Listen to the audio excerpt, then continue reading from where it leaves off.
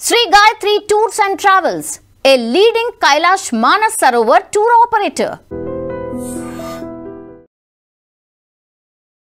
శుభమస్తు. ఓం నమ శివాయ.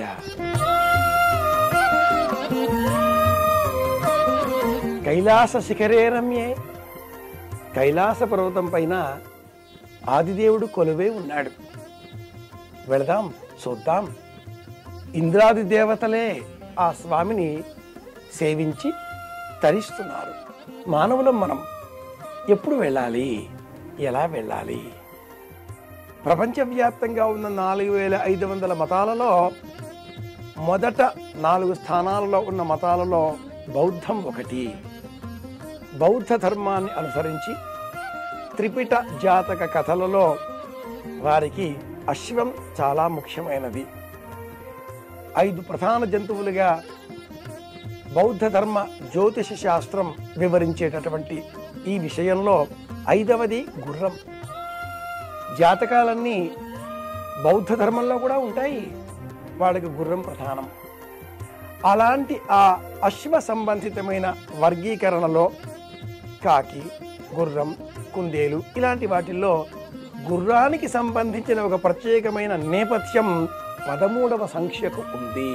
కైలాస పర్వతాన్ని దర్శనం చేసుకోవాలి అని ప్రపంచవ్యాప్తంగా ఉన్న ప్రతి ఒక్కరి మనసులో ఉంటే ప్రతి సంవత్సరం వెళ్ళాలి, ప్రతి సంవత్సరం ప్రదక్షిణ చేయాలి, పరిక్రమ చేయాలి, చూడాలి, బొందితో కైలాసానికి వెళ్ళాలి అని మన వాళ్ళు పూర్వం చెప్పేవారే. అదిగో ఆ కళ 13 ఏళ్లకు ఒకసారైనా ఈ 13వ సంఖ్య విశ్వాసం ఆసియా ఖండంలో బౌద్ధ ధర్మంలో శుభకరంగా ఉంటే అమెరికా, ఇంగ్లాండ్, యూరప్ దేశాలలో 13వ సంఖ్య నష్టం కలిగించే సంఖ్య. కానీ మన జ్యోతిష సంబంధంగా 13 లాభం కలిగించే సంఖ్య. ఇది రాహు సంఖ్య, దేవతా దర్శనం కలిగించే సంఖ్య, దైవ సాక్షాత్కారాన్ని కలిగించే సంఖ్య.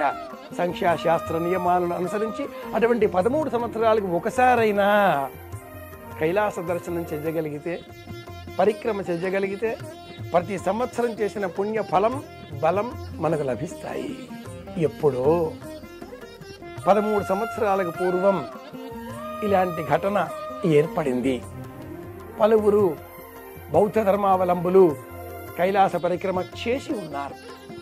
అలాంటి అవకాశం మళ్ళీ వచ్చే సంవత్సరమే. ఇది మన అదృష్టమైనటువంటి విషయం. ఇది మనకు ఆనందదాయకమైన విషయం. ఇది మనకు అమోఘమైన, అపరిమితమైన, అవ్యాజమైన ఆనందాన్ని కలిగించే అంశం. 2026 కైలాస దర్శనం. కరోనా రావచ్చు, ఇంకేవో కారణాలు కావచ్చు. ప్రతి సంవత్సరం మనం దర్శనం చేసుకోలేకపోయాం. కానీ అన్నింటికీ అతీతంగా రాబోయే 13 సంవత్సరాలలో మళ్ళీ మనం దర్శనం చేసుకోగలుగుతామో లేదో. 70 ఏళ్ల వయస్సు ఒక నియమం ఉంది. దాటిపోతే ఏ ఇబ్బందులు లేకుండా ఏ విధంగానైతే సనాతన ధర్మంలో పుష్కర కాలం 12 ఏళ్లకు ఒకసారి శిఖర స్నపనం నిర్వహిస్తారో, పుష్కరాలు నిర్వహిస్తామో అదేవిధంగా 13 సంవత్సరాలకు ఒకసారి కైలాస దర్శనం చేయగలిగితే ఆ జన్మ ధన్యమైనట్లే. ఆ జీవుడికి శివానుగ్రహం సంపూర్ణంగా లభించినట్లే. అటువంటి తరుణం 2026వ సంవత్సరం. అంటే వచ్చే సంవత్సరమే. కొన్ని వందల వేల సంవత్సరాలుగా బౌద్ధ ధర్మ గ్రంథాలలో అతి రహస్యంగా ఉన్న ఈ వర్తమానం ఈ మధ్యకాలంలో విశేషంగా పరిక్రమల కారణంగా అందరికీ తెలియవచ్చింది. 2013వ సంవత్సరం అనంతరం ఇదే 2026వ సంవత్సరం వచ్చే సంవత్సరం. కైలాసం వెళదాం అనుకుంటున్నారా? ఇప్పుడే మీ పేరు నమోదు చేసుకోండి. మీరు కైలాసం వెళ్ళగలిగితే జన్మధన్యమైనట్లే. అమ్మా నాన్న ఉన్నారా? వారిని కూడా తీసుకుని వెళ్ళే ప్రయత్నం చేయండి. కైలాసానికి ఒక్కరు వెళ్ళకూడదు. వెంట ఎవరినైనా తీసుకుని వెళ్ళాలి. ప్రతి సంవత్సరం వెళ్ళాలి అన్న తాపత్రయం ఉంటుంది. వెళ్ళగలమో లేదో. 13 సంవత్సరాలకు ఒకసారి వచ్చే ఈ అమోఘమైన అశ్వ సంబంధితమైన సంవత్సరం. అశ్వ సంవత్సరంలో హార్స్ ఇయర్ అంటారు బౌద్ధ ధర్మంలో. ఈ ఒక్క సంవత్సరం పరిక్రమ చేస్తే చాలు, 13 సంవత్సరాల పరిక్రమ చేసిన పుణ్య ఫలం మనకు లభిస్తుంది, పరమేశ్వర అనుగ్రహం లభిస్తుంది. కనుక హర హర మహాదేవ శంభో శంకర అంటూ పరమేశ్వర దర్శనం చేద్దాం, కైలాస పరిక్రమ చేద్దాం, శివానుగ్రహాన్ని పొందుదాం. మళ్ళీ కలుసుకుందాం. శుభమస్తు. ఓం నమః శివాయ. And for more videos, Please subscribe to iDream. Please subscribe to iDream. Please subscribe iDream. And please subscribe to iDream.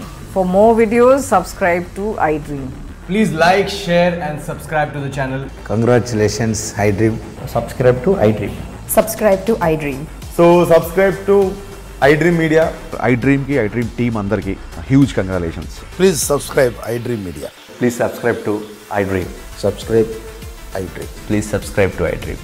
iDream అంటే నా కళల ఛానల్ సబ్స్క్రైబ్ చేసుకున్నారు, నోరు తిరుగుతలేదు, మీరైతే గంట గుర్తు కొట్టండి. For more such videos, please subscribe to iDream.